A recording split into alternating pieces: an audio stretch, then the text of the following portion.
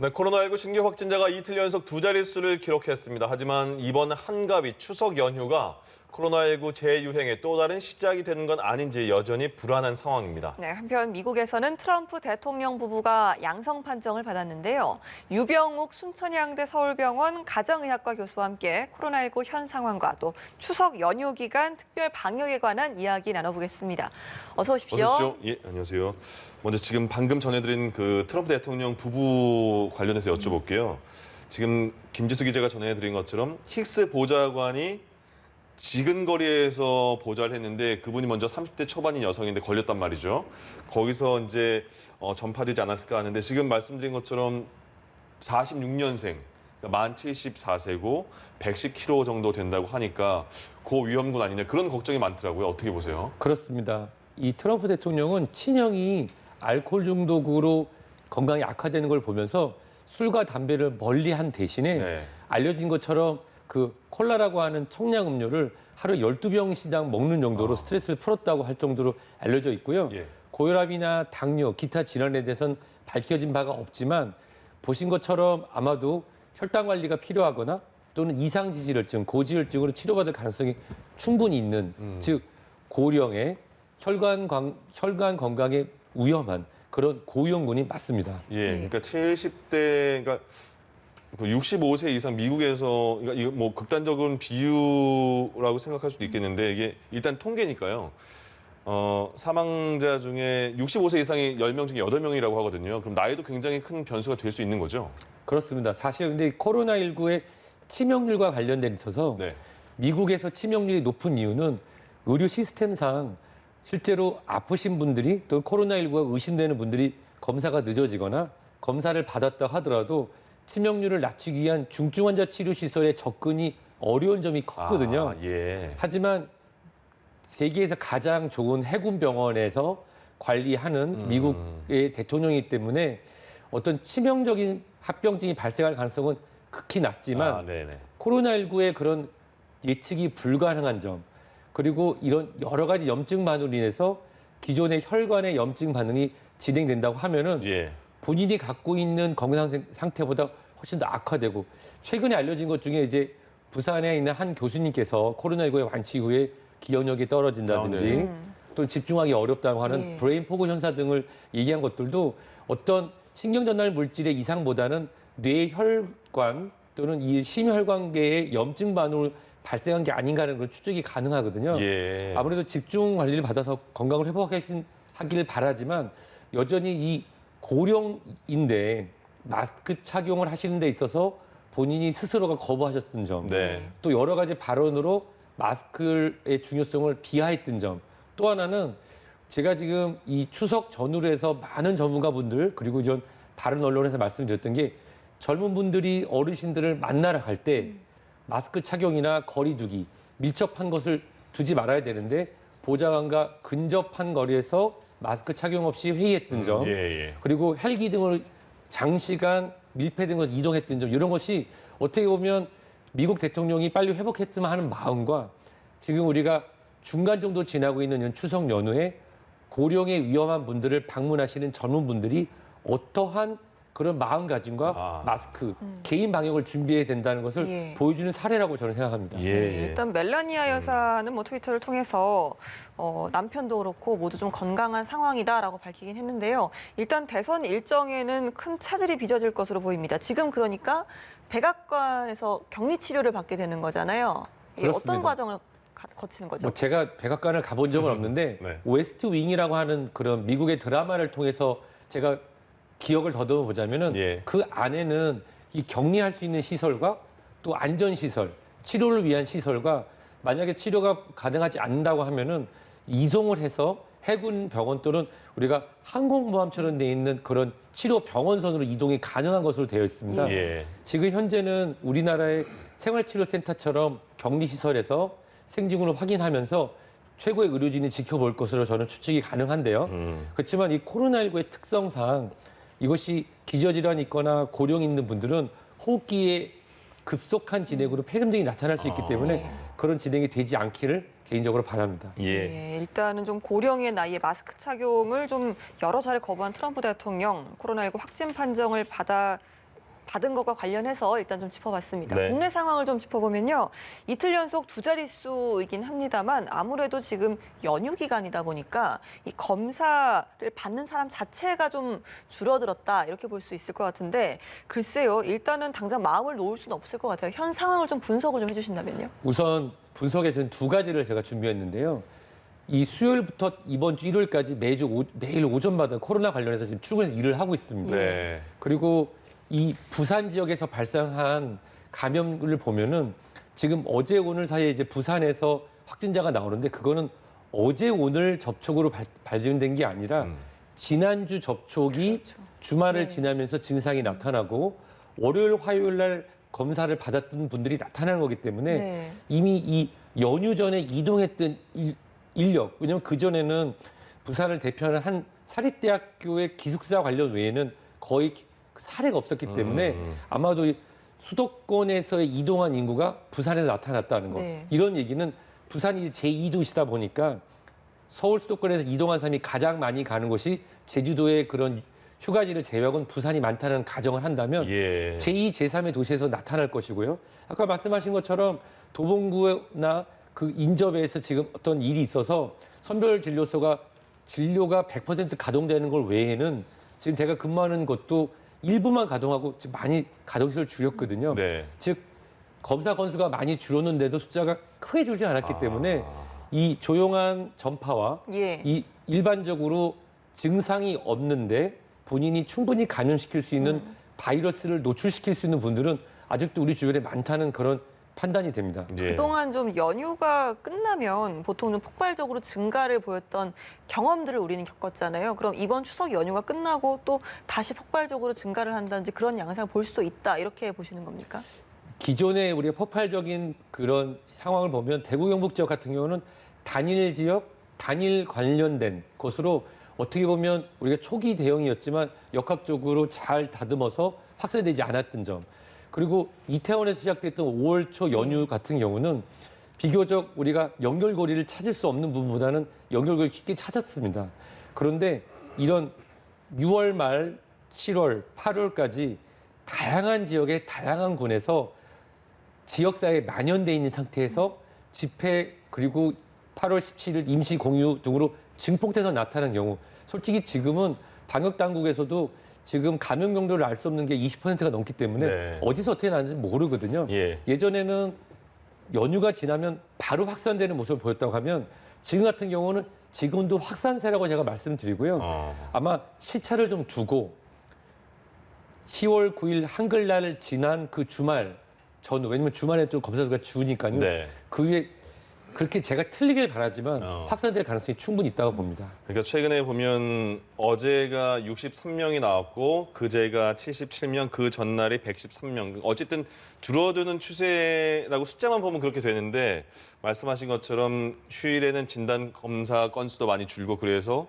이거를 우리가 안심할 정도는 전혀 아니다라는 거잖아요. 그렇습니다. 그리고 부산 지역에서 확진자가 나왔다라는 예. 것은 그리고 그것이 어제 오늘 접촉으로 인해서 감염 발병돼서 보통 3일에서 5일 뒤에 병원에 가서 검사를 받는다고 평균적으로 하면은 네. 지난 주말에 조금 이른 연휴 또 이른 명절 방문했던 것과 관련이 있다고 하면은 예. 수도권 중심의 이런 바이러스의 움직임이 이미 지방에서 나타나고 있는 게 아니라는 조심스러운 걱정이 듭니다. 그렇군요. 말씀하신 것처럼 그러니까 어제 63명 나온 것 중에서 경기도가 19명으로 제일 많았고 그다음에 부산 16명이거든요. 그렇게 연관을 시킬 수가 있구나 이런 생각도 드는데 이번에 추석에 방역 당국이 고향 제발 내려가지 마세요 이렇게 당부를 했잖아요. 그래서 많이들 안 내려가시는 것 같지만 반대로 제주도 한 20만 명, 강원도 그다음에 그 놀이공원도 엄청 많이 갔더라고요. 그럼 거기서도 이제 이게 그러면 고향은 안 내려갔지만 이게 의미가 있나 이런 생각도 들어요.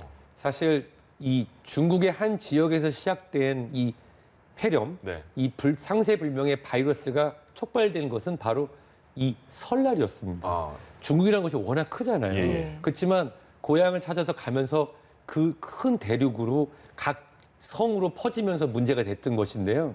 사실 지금 같은 경우는 기존에 우리가 그 어린이날의 연휴라든지 7월 말 8월 초에 그런 휴가와 달리 전 국민이 이동하는, 물론 지금 이동량이 줄었다고 하지만 그것은 귀성과 귀경에 대한 부분으로만 하자면 주는 게 확실합니다만은 실질적으로 제가 어제 그제 서울 밤에 단일일이 다녀봤는데 정말 사람이 없더라고요. 제가 속으로 생각한 게 이분들이 집에 계셔서 서울 시내가 잠잠하다면 다행인데 혹시 휴가지에 계신다고 하면 예. 휴가지에서 방역 규칙이 지켜지지 않고 10명 중에 3, 4분은 증상이 없이 바이러스로 누군가를 감염시킬 수 있는 상태라고 하면은 더 설명드리기가 정말 무서운 네네. 그런 일이 진행될 수도 있겠다는 생각이 듭니다. 그럼 만약에 그 지금 뭐 분명히 가 계신 분도 계시단 말이죠. 거기서 어떤 증상, 뭐 열이 좀 나거나 어떤 증상이 있다, 아니면 다녀와서도 그런 증상이 있다, 바로 어떻게 조치를 취해야 될까요? 그분들은? 우선은 이 말씀을 꼭 드리고 싶습니다. 네. 어떤 방문 판매 지역을 해서 지하에서 밀폐된 곳에서 설명 듣고 다과도 했는데 끝까지 KF94 마스크를 착용하시고 다과를 하지 않으셨던 그 한 분만 확진되지 않고 모두 확진됐던 그런 모임이 있습니다. 맞습니다. 예. 밀폐됐고 밀접되어 있었고 하지만 마스크 착용으로 코로나19에서 혼자 안전하셨던 분이 있거든요. 즉 우리가 휴가지라든지 사람이 밀집되는 곳 피할 수 없다고 하면 이런 개인 방역 수칙인 마스크 착용, 손 씻기를 잘 지키신다면 특별한 문제가 없겠죠. 네. 하지만 어제 그제 비가 오면서 기온이 내려가고 감기 또 인플루엔자 아직 시작되지 않았지만 계절성 독감 그리고 이 코로나19의 증상은 초기에는 거의 비슷하기 때문에 굉장히 우리가 고려하기 어렵죠. 네. 우선은 증상을 보인다고 하면은 1339 지역번호 120 또는 보건소에 연락을 하셔서 본인의 증상을 말씀을 해주시고 집안에서도 마스크를 착용하시고 하루나 이틀 정도 또 월요일 날 바로 출근하지 마시고 쉬면서 경로를 보고 월요일, 화요일 의료 기관이 문을 열 때 바로 선별진료소 가서 검사를 받으시고 예. 결과가 나올 때까지 본인이 안전한 곳에서 집에서도 가족과의 거리를 두고 마스크 착용, 손 씻기, 장갑 착용을 하신다고 하면은 가족과 이웃 그리고 본인이 직장에도 피해 2차, 3차 피해를 막으실 수 있을 것 같습니다. 네. 예, 최대한 좀 나뿐만 아니라 주변 사람들을 위해서라도 좀 여행지라든지 이런 곳에서의 개인 방역 수칙 보다 철저하게 좀 지켜주셔야겠습니다. 예. 지금 확진자 소식 중에 좀 끊이지 않고 나타나고 있는 곳이 이제 의료기관 관련 아니겠습니까? 경주에서 이제 요양보호사와 환자가 또 확진을 받는 사례도 나오기도 했습니다. 이렇게 요양시설이나 병원 같은 곳은 뭐 기저질환이 있는 분들, 좀 취약자, 코로나19에 취약한 분들이 많이 계시는데 계속해서 좀 끊이질 않고 있거든요. 이걸 좀 막을 수 있는 방법은 따로 없는 겁니까? 사실 메르스 코로나 바이러스 2015년 이후에 대한민국의 방역 대책과 대형 병원은 매뉴얼이 잘 개발돼 있어서 환자분들을 모시는 데 있어서 안전하고 또 환자분을 모시는 의료진들을 보호하기 위한 노력을 끊임없이 해왔습니다. 예. 그래서 우리가 최근에 얘기 중에 대한민국을 대표하는 대형 병원 이름을 들었을 때 가슴을 쓸어내리고 큰일 난 게 아닌가 했는데 예. 그게 어느 병원인지도 아마 기억 못하실 정도로 시간이 지났죠. 아. 그만큼 방역이 잘 되고 관리가 되고 있습니다. 다만 규모가 작거나 말씀하신 대로 요양병원 등에는 최근에 요양병원 가능하면 방문하지 마십시오라고 말씀을 드리는데 그런 경우에 이제 가족을 방문하기 위해서 또는 특정한 직종 중에서 아주 당신들께서 조금 더 신경을 쓰셔야 되는데 경계가 늦춰졌다고 하면은 정말 치명적인 사태가 발생할 수 있습니다. 네. 따라서 가능하면 이번 추석 이후에도 한 2주 정도는 요양병원, 정신건강의학 관련으로 있는 우리 어르신들을 모시는 곳에는 가족이나 가능하면 방문하지 마시고요. 예. 현지에서 이 의료진들께서 거기서 근무하시는 분들 또는 식료품을 배달하거나 또는 거기에 용품을 배달하시는 분들 같은 경우도 방역 지침을 정확하게 지키셔서 예. 대구 경북 지역에서 많은 사상자가 났던 그 이유는 바로 정신건강의학 관련된 병원과 요양병원에 계셨던 취약군이 많았거든요. 예. 그분들을 보호하기 위해서라도 조금 더 앞으로 2주간은 방문을 자제하고 그런 방역 지침에 대해서 우리가 대형 병원의 방역 지침만큼 좀 기준을 높여서 환자분들을 보호할 수 있었으면 좋겠습니다. 걱정하는 지금 대형 병원이 아닌 그런 병원이 도봉구에서 지금 발생했단 말이죠. 예. 도봉구에 다나 병원이라는 곳이 있고 노인 요양 보호 시설인 예마루 데이 케어 센터라는 곳이 있는데 지도를 보니까 바로 옆에 붙어 있는 건물이더라고요. 그러니까 한 곳에는 32명이 발생했고 한 곳에는 33명이 발생했어요. 확진자가. 바로 붙어 있는 건물에서 30명 정도씩 발생을 했고, 그럼 이 두 곳은 연관성이 과연 있는 것인가? 그것도 궁금하고요. 어떻게 보세요? 사실 역학조사를 더 진행을 해봐야 되지만 네. 저는 뭐 공기 감염이나 이런 가능성 없고 연결고리가 되는 사람이 있을 거라고 사람이 생각이 이동했을 됩니다. 수 있다. 보통 이러한 비슷한 성격의 의원이 서로 붙어 있는데요. 입원 시설을 같이 갖고 있고 네. 요양 시설이 있는데 예를 한번 들어서 건강기능식품 등을 배달하시는 분이 양쪽에 방문했다. 또는 그곳에 똑같은 식재료 또는 의약품 또는 소모품을 하시는 분들이 업체가 계약이 돼 있는 경우 또는 요양보호사나 아니면 각 다른 의료 직종에 있는 분들이 서로 왕래를 하거나 인근에서 식사 등을 통해서 방역수칙이 어겨서 만나서 했을 가능성이 충분히 있다고 그러네요. 봅니다. 예. 따라서 저도 지금 병원에서 근무를 하는데 굉장히 이렇게 들어가고 나오는데도 굉장히 힘들고 또 환자분들이나 보호자분들 오실 때 많은 실랭이가 있습니다. 나 지금 저기 이거 갖다 주러 가야 되는데 잠깐만 갔다 와도 되냐 해도 우리 관리해 주시는 분들 그다음에 우리 경호업체 분들이 굉장히 고생 많이 하시거든요. 그래서 이번 추석 이후에 확진자 숫자가 늘어날 가능성이 높다고 우리가 걱정을 하고 있으니 이렇게 인근의 취약시설, 중소병원, 입원실이 있는 곳이라고 하면은 또 환자분들 중에서는 환자복을 입고 식사를 하러 밖에 나오시거나 예. 흡연 등을 위해서 나오시는 분들이 있는데 그런 분들이 또 접촉해서 확진됐을 가능성도 충분히 있습니다. 예. 환자는 치료받는 곳에서 안전하게 그리고 의료진과 병원에 지원하시는 분들은 방역수칙을 지켜주셔서 이런 제2, 제3의 인근 지역에서 발생할 일이 없었으면 좋겠습니다. 네. 비수도권 이야기를 좀 해보면요. 예. 아까 잠깐 언급하셨지만 부산에서 좀 많은 확진자가 나왔습니다. 네. 이틀째 두 자릿수의 증가세를 보이고 있는데요. 건강식품 설명회 관련 등의 집단 감염인데 이렇게 좀 큰 폭으로 확산되는 이유 어떻게 보시는지요? 사실 우리가 경계가 많이 떨어질 수가 있습니다. 내가 지금 있는 지역, 내가 있는 그 시도가 청정 지역이다. 확진자가 며칠 전에 0명이었다. 이거는 허상이고 허수입니다. 예. 청정적이라는 표현은 사용해서도 안 되고요. 네. 그런 믿음은 지우셔야 됩니다.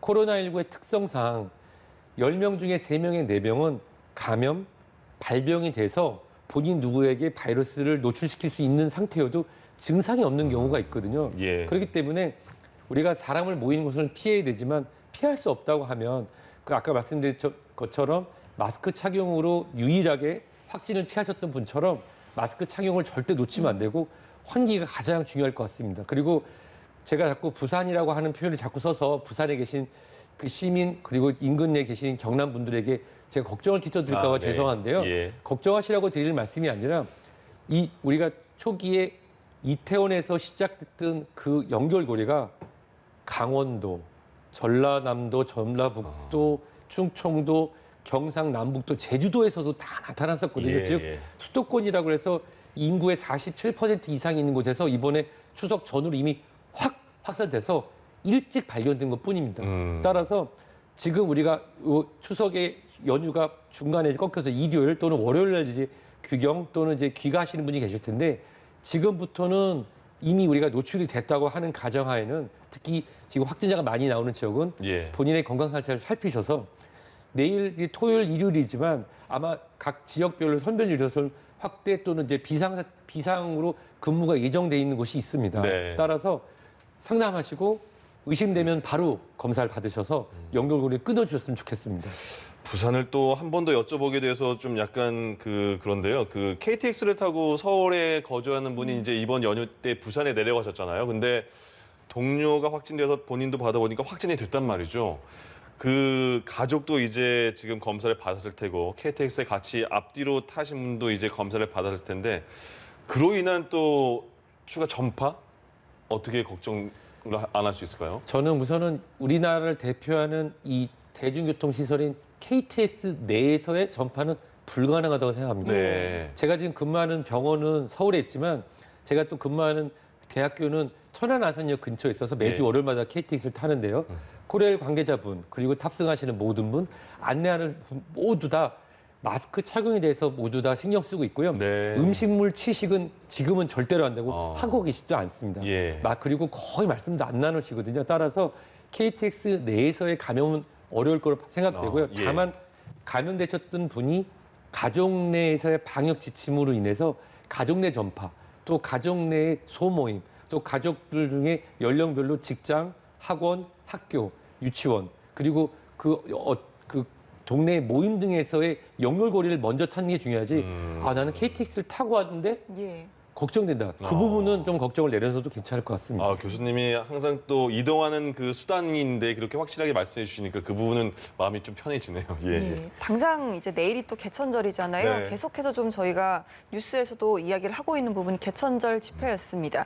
법원이 차량 집회 9가지의 조건부로 허용을 좀 해줬습니다. 예. 뭐 창문을 열지 않아야 되고 긴급한 상황이 아니면 하차가 불가능하고 이런 조건들이 다 지켜진다면 그동안 계속해서 우려가 됐던 차량 집회를 통한 어떤 코로나19 확산 이런 걱정은 하지 않아도 되는 건지 이 부분도 궁금합니다. 우선 대한민국은 자유민주주의 국가이기 때문에 본인의 의사를 이야기하는 것에 대해서는 또 그리고 국가에서 허가를 했다고 하면 저도 대한민국 국민 한 사람으로 뭐 진행하는 것에 문제 없다고 생각합니다. 네. 그런데 우리가 8월 15일 전후에 대규모 집회를 생각해 보면 예. 그 집회에서 직접 감염자 수도 있었지만 집회를 준비하던 종교 모임, 교회에서 숙식을 같이 하고 합숙을 하면서 확산됐던 그런 우리가 경험을 가지고 있습니다. 예. 그리고 집회 관련으로 확진하셨던 분들의 그런 면면을 보면은 그곳에서 직접 우리가 집회를 안전하게 지도하시던 경찰분들이 직접 감염된 경우도 있었지만 사례들을 보면 보통 우리가 뒤풀이라고 하죠. 끝나고 나서 집회 이후에 소규모 모임 통해서 마스크를 벗고 밀접되고 친밀한 모임을 통해서 진단됐던 경우가 훨씬 더 많은 것으로 알려져 있습니다. 예. 따라서 이런 차량 집회라고 하는 것이 말씀 주신 것처럼 비말에 대해서 차단하는 창문을 닫고 하차를 통해서 우리가 불확실한 신분을 가지신 분들이 여러 곳을 방문해서 바이러스를 퍼뜨릴 수 있는 그런 환경이 제한된다고 하면 법적인 태도에 대해서 문제가 없을 거라 생각했지만 집회를 준비하는 과정, 집회 이후에 방역 규칙을 잘 지키냐에 따라서 어떻게 보면 이런 집회가 또 다른 촉매가 될 수 있을 가능성이 있기 때문에 자유민주주의 국가에서 본인의 의사를 얘기하는 건 좋지만 예. 그 의사가 어떤 다른 개인의 자유와 건강을 해친다고 하면은 이건 또 다른 법으로 규제 또는 처벌이 가능하다고 저는 개인적으로 생각됩니다. 예, 요새 또 하나 걱정이 독감 유행 계절이 오면서 계속 요새 보도에 나온 것처럼 상온에 노출됐던 독감 백신을 접종한 사람이 처음엔 없었다라고 말을 했다가 점점 늘어나더니 이제